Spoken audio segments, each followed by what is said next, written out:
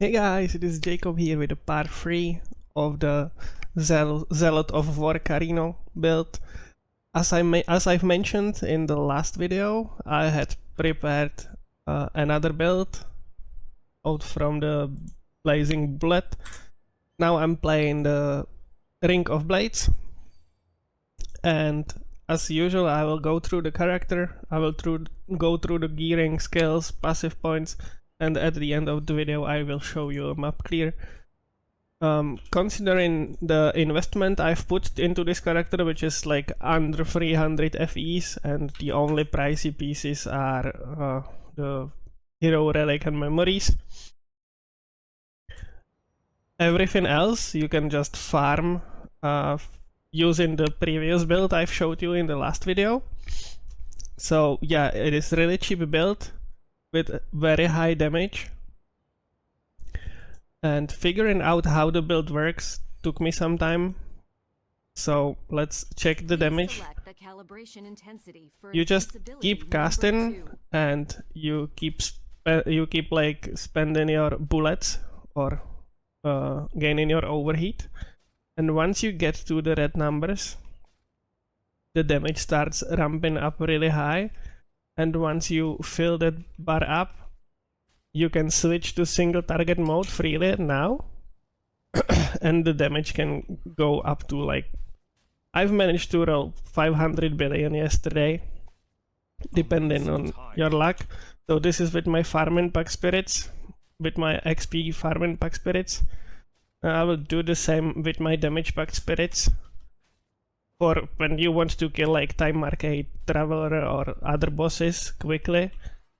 So yeah, you have a longer ramp up time, then you have a short damage window, and then you basically have to ramp up again. But the damage is awesome.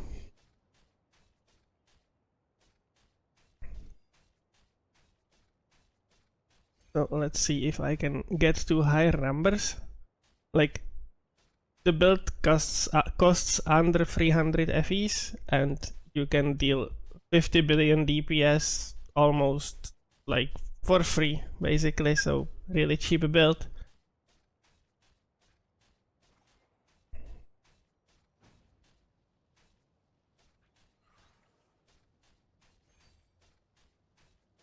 So as you can see, damage is ramping up. 390 billions. I've managed to get to 500 yesterday. Doesn't really matter. Like the damage time window is like 10 seconds. But let's go through the gear. Every piece of the gear interacts together with other pieces. So we are scaling projectile speed, area of effect, knockback distance, and all of those interact together, converting damage together. So blind vision, projectile speed bonus is also applied to the additional damage bonus. You can corrode this piece to up to 50%. Problem with legendary corroded pieces is that you cannot craft on them anymore, so you need to be corroding your finally crafted pieces and then hope that you will get the corrosion that you want. So up to 50% from this. You get the same amount from your passive tree as well, so you can get up to 100% projectile speed. Is applied to additional damage. Then, because we are using cicada shell, you can get up to 12% here. And on all of your pieces, you would prefer to get like more energy shield to have a source of more damage through this armor specifically. So if you corrupt the second mod here, you get up to 20% of maximum energy shield to attack and spells, to elemental damage of attacks and spells, and I'm dealing like 30% of each here. And you can even convert the physical damage of your Ring of Blades through slates or candles, and the preferable element that you would want to convert the damage to would be lightning. because later on I believe that I will be able to swap out the Light Hunter belt for the belt that gives you elemental damage aura, and I would use the lightning aura instead in my skills. Okay, so the Cicada Shell, third piece, Misfortune Watch Priceless. This amulet actually makes you crit 100% of the time, and we need it because in our trades we are taking this through our memory, and this talent makes us, was it this one or the second one? Okay, the second one. When having as many or more overheated stacks as heat up stacks, inflicts unlucky critical strike. So it means that your critical strikes get rolled twice, and the lower number then procs, and yeah, you basically crit less with this. But with the amulet, you crit 100% of the time, and the second part of this hero trait says that you can deal up to 200% additional critical strike damage for per heat up stack. I have like 86 heat up stacks when I'm fully stacked up, so that's, yeah, a lot of additional damage. I'll need some time. Next piece, so amulet for guaranteed critical strike hits. Next piece, gloves, can be swapped out for rare ones with energy shield probably later on. I'm using the 2-piece set now to get 2 additional projectile quantity to get more heat up stacks, which scale into the heat up stacks, because projectile quantity scales into your ammo quantity, and the ammo quantity then determines how many heat up stacks you can get. It is the maximum of your like ammo capacity. Belt, Light Hunter belt. We are using energy shield, and we are converting life through this belt into energy shield, so it gives you a pretty good chunk of energy shield base to scale up through passives later on. So as you can see here, without the belt I have 4000 energy shield. With the belt I have 7000, and energy shield scales into your damage, but it reduces your life, so that's the downside on that belt. And since the belt gives us like never-ending energy shield recharge, we don't need a source of energy shield recharge from other items, or we don't even need energy shield regain from passive tree. So that's what I will show you later on. I'm focusing on life regain instead in my passive tree, because sustaining your life is much harder than sustaining your energy shield. Okay, boots. I'm using a rare piece here. As much movement speed as possible, because you are scaling movement speed into knockback distance and knockback distance into additional damage. So yeah, as much movement speed as you can get, then energy shield and resistances. Left ring slot, I'm using this. I don't think that this ring is really necessary, but yeah, that's what I use for now. It's a cheap option. So yeah, for crafted mods, energy shield, resistances, skill area, you can scale skill area into projectile speed through the weapons I will show you later, so yeah. And the second ring, I'm using the set 1 just to activate the set bonus of 2 projectile quant. Crafting energy shield on that again. And then our 2 canes or wands. The first mod gives you up to 50% increase and decrease into skill area, is also applied to projectile speed. You want to get this mod corrupted to get even higher percentage, and you use 2 of those. They also give you projectile quant in the implicit. So yeah, scales your ammo capacity even higher and gets you which nets you more heat up stacks, which then nets you more additional damage. So yeah, area scaled into projectile speed, then through helmet, projectile speed scaled into additional damage, and movement speed gets scaled into knockback distance. So that was items. Now hero relics and hero memories. The first hero relic that I use, there are like 3 options. The main thing on the relic for me is the second mod here, which gives you increases and decreases on movement speed are also applied to knockback distance. And since in your mobility mode you get a lot of movement speed and you can convert it into knockback distance, or you can scale your knockback distance with that, and then you scale damage from knockback distance with one of your mods. I'm not sure which one, but there's a mod that scales your knockback distance into damage. That's this one. This one is opened through this hero memory. So for every 2% of knockback distance, you get 1% additional damage up to 200%. I get 25% knockback distance from this. Then I get 69% of my movement speed into knockback distance. And then I have some other things in the tree as well. And there's a node in the tree that gives you 100% of your knockback distance into damage as well. So yeah, scaling up knockback distance through the hero relic. Problem with this, it gives you more damage in your damage window, but it makes it longer for you to get into the damage window after you reload.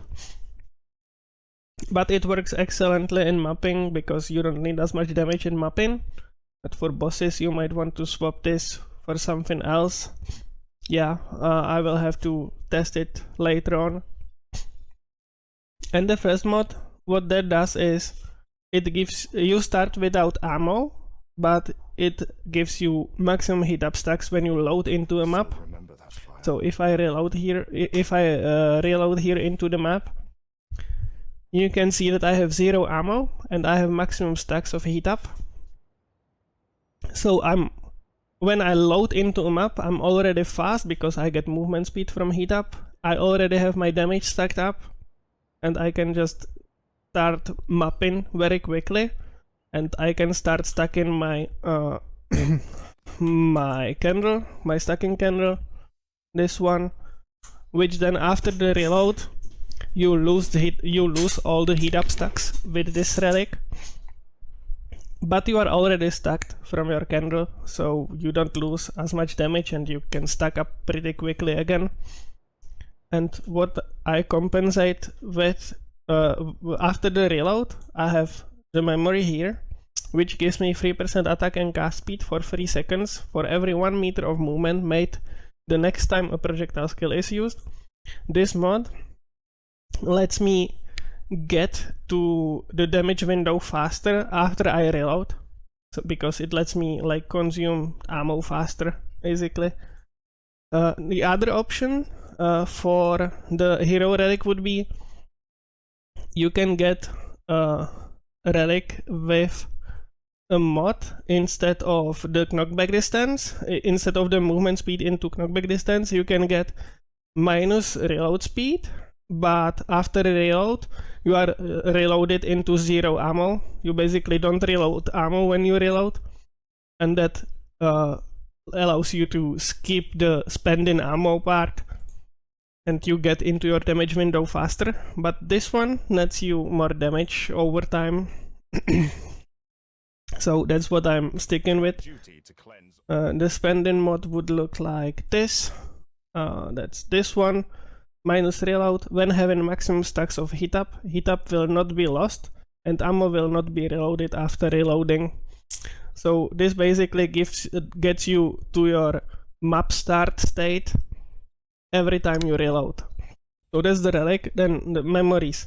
Projectile quantity on both of them to get your ammo capacity up. That's through the hero trait.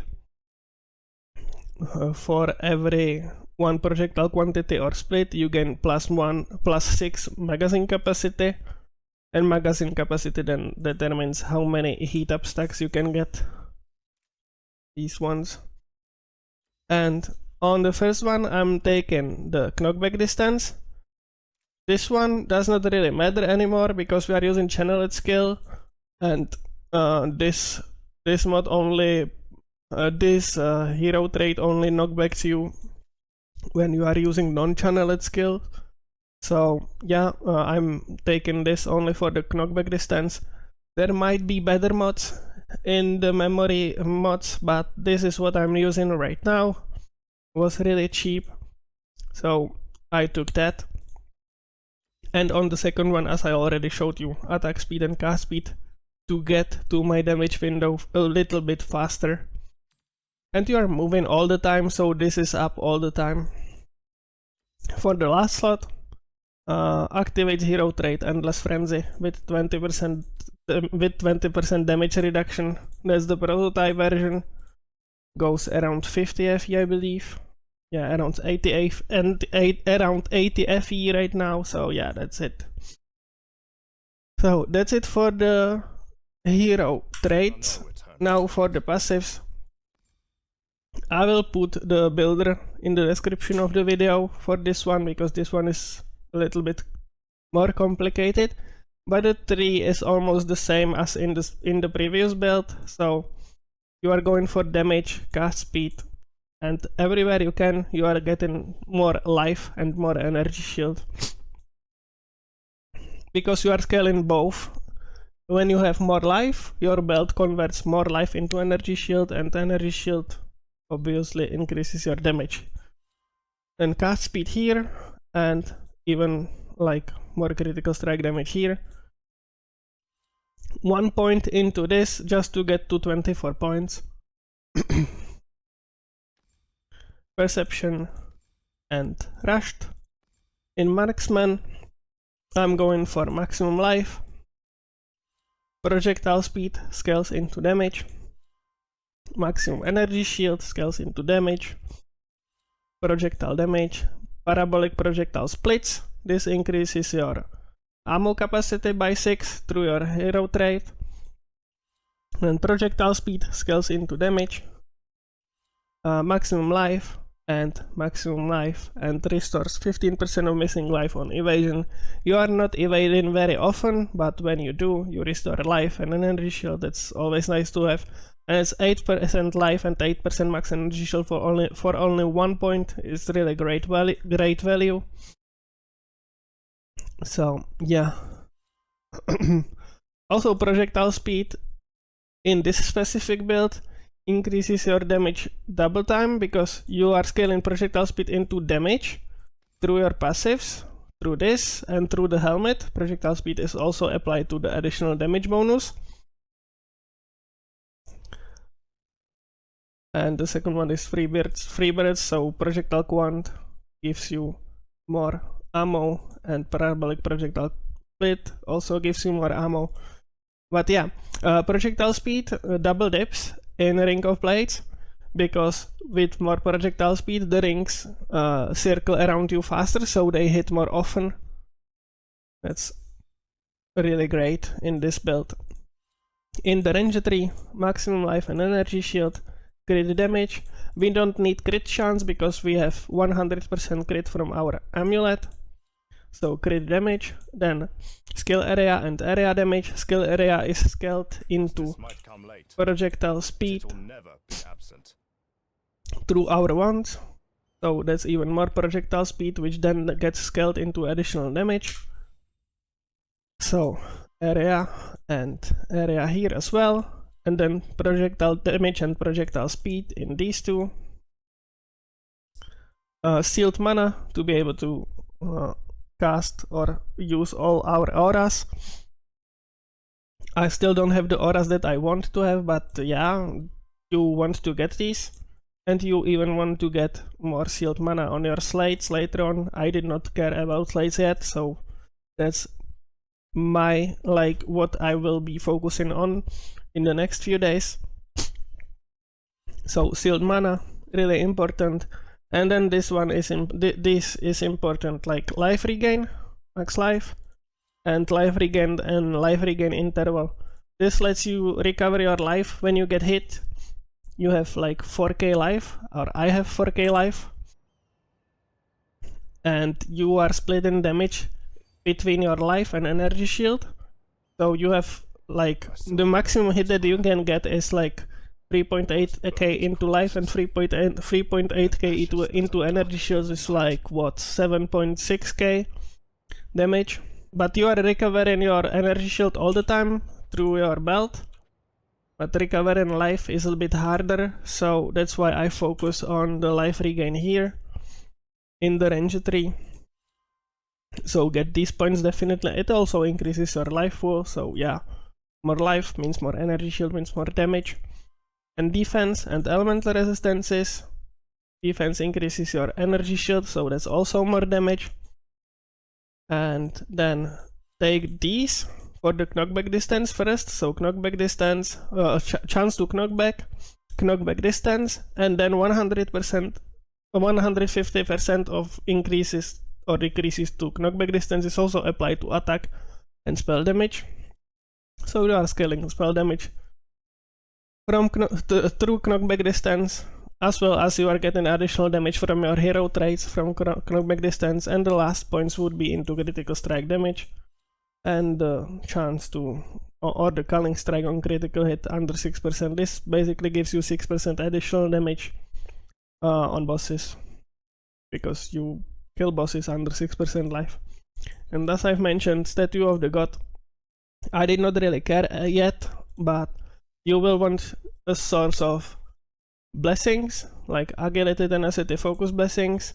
Then you will want a source of additional projectiles, additional split to get more ammo, to be able to scale up more heat, and then sealed mana to be able to reserve all your auras. Now for the skills, since I'm talking about the auras for quite a while now, let's start with passive skills. The most important one, Energy Shield Fortress. You want to support it with as much aura effect as possible, so Selfishness, stand as 1 aura amp. The second aura would be Precise Projectiles. You want the precise version, which has a chance to provide you with additional projectile, and if you get to like 100% aura effect, you can even get like guaranteed 1 projectile on that. So yeah, precise projectiles, additional damage to projectiles, and chance to get additional projectile when you have the precise version. Again, Selfishness, stand as 1 aura amp, and then elemental amplification, Selfishness, aura amp, and I'm using Disciplined here because I need to reduce the reservation a little bit to be able to slot in 4th aura. And my 4th aura is Swiftness for now, but I would like to use Precise Elemental Resistance later on, which seals 10% more mana than Swiftness. So that's why I need to get Mana Sealed mod on my slates to be able to slot Elemental Resistance in. So that's what to focus on later on. For the skills, Ring of Blades, support it with as many projectiles as you can, because these work even in your damage stance, in your Annihilator stance. So these provide you with more projectiles in your Annihilator stance, and more projectiles, Ring of Blades hit more often. Yeah, critical strike damage, control spell for even more damage. Critical strike rating here does not really matter, you have 100% crit from your amulet. And guard. Why guard? There are other options as well. You can use elemental fusion for elemental damage. You can use freeze chance to freeze monsters. So another defensive layer, right? I'm using guard because it provides you with barrier, and what barrier does, it gives you a shield that scales from your energy shield, from your maximum energy shield and maximum life. In the end build, we might end up with like, I don't know, maybe 15k energy shield and 5k life. So this gives you extra life pool, because it does not matter how many energy shield you have. If you only have 3000 life, you have 6000 effective life from life and energy shield, while splitting damage into like 50% life, 50% energy shield. So yeah, this gives you a big buffer when you have a lot more energy shield than life. This one is really nice to have as a defensive layer, because it provides you with extra life. So guard, they changed it this season. Every 5 times the supported skill is used, gains a barrier. If there's no barrier, interval is 6 seconds. Before we had to stop channeling and start channeling again after the barrier fell. Now you can just keep channeling and the barrier will refresh itself.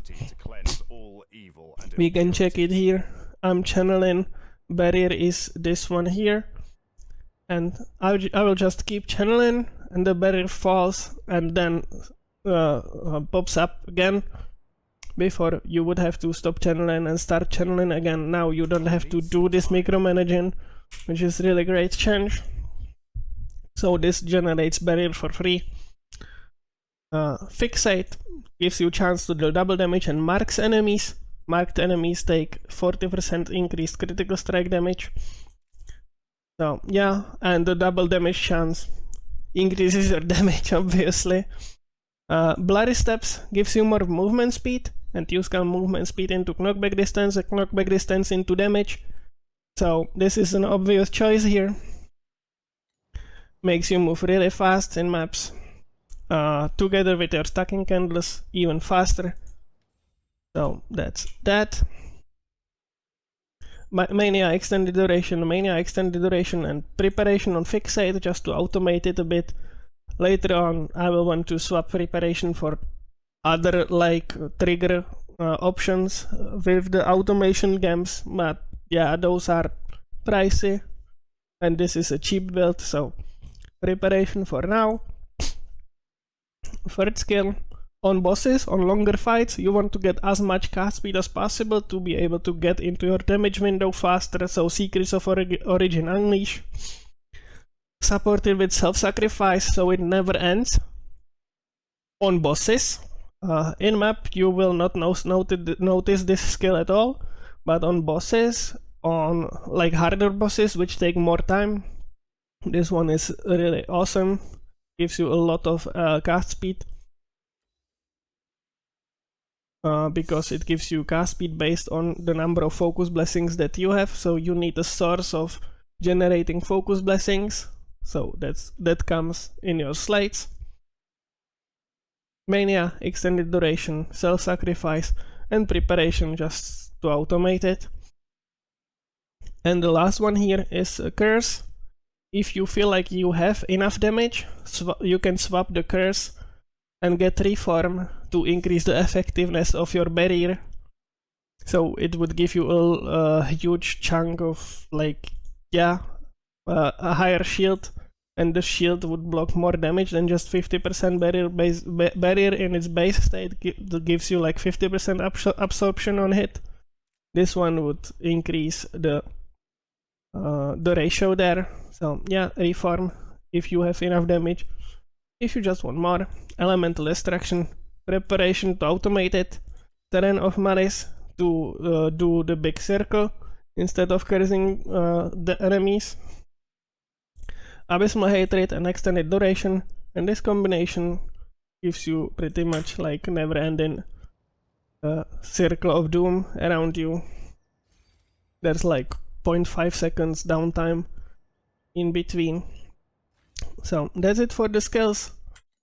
Now I think that I've gone through everything, so I will just run a time mark 8 map. I'm leveling in time mark 7 and speedrunning time mark 7's farming time mark 8 maps through my like void 3 void chart. So just for a showcase I will run one time mark 8 map for you guys. And that will conclude the video. I will keep leveling to level 100, and we will start making like some farming guides, right? That's what you guys like to watch. So if you already have some farming guides that you would like me to showcase, and you can like write it down in the comment section, and if I find it interesting I might do a video on that. So yeah, ideas always welcomed here.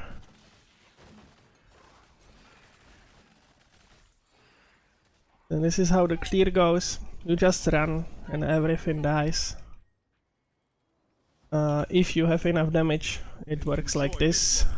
The champion deserves the honor. And I'm not even swapping into the Annihilator mode here, because I would have to ramp up. Also with the Annihilator mode, if you are in the red numbers, right like I am right now, you can double tap your T to switch into the damage phase, and you can swap freely. While this is going down the red, you can swap freely in between stances. So yeah, if you just need a little bit more damage on the map boss, you can double tap your your D on the map boss, or triple tap your D, because double tap will switch you back into like the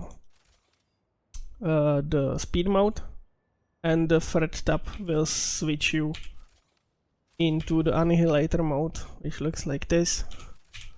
So yeah, that's in the tooltip somewhere here, I believe.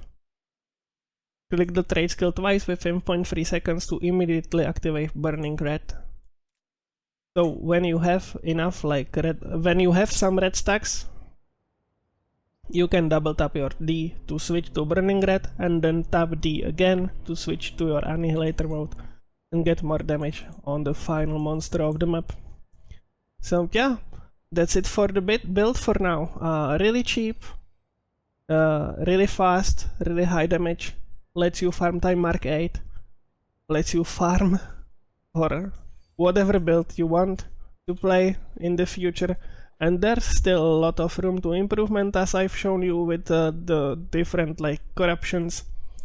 So yeah, I will keep playing this build because I like the playstyle, and I will keep you updated basically. So yeah, thank you guys for watching, and I will see you in the next video. Bye!